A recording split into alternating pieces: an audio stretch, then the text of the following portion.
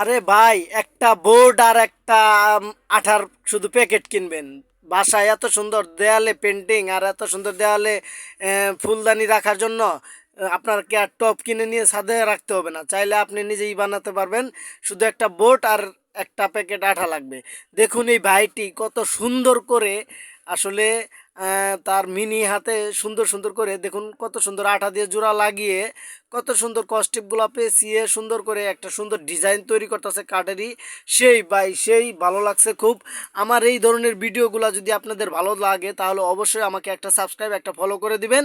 আর সবাই সবসময় এই ভিডিওগুলো আসলে অনেকেই দেখে, আসলে এগুলা দেখে আমাদের আমরা তো অনেক ধরনের ভিডিও দেখি, সেগুলো কিন্তু অনেক কিছু শিখতে পারি না, কিন্তু এগুলা ভিডিও থেকে আমাদের অনেক কিছুই শেখার আছে। দেখেন কত সুন্দর একটি ফুলের টব বানানো হয়ে গেল বাড়ির দেওয়ালে।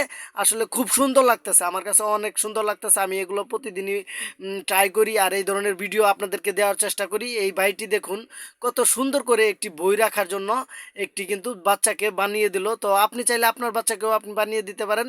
প্রথমে আপনি এইভাবে সুন্দর করে 6টি করে নেবেন, যার যতগুলা পার্ট লাগবে আপনারা ততটুকু পার্ট করে নেবেন। তারপরে সুন্দর করে আঠা দিয়ে দেখুন কত সুন্দর হয়ে গেল। শুধু বোর্ডের সাইডগুলো দিয়ে আপনি কস্টিপ বা আপনি এই বোর্ডের আলাদা পার্টও আপনি কিনতে পারবেন, পাতলা শিটগুলো আছে এগুলো লাগাই দিয়ে এত সুন্দর জিনিস তৈরি করতে পারবেন। ভাই আপনারা সবসময় এই ধরনের ভিডিও যদি আপনাদের ভালো লাগে ভাই করে, তাহলে অবশ্যই আমাকে ফলো করবেন আর কমেন্ট তো হবেই। আমার ভিডিওটি কেমন লাগলে আপনাদের অবশ্যই জানাবেন।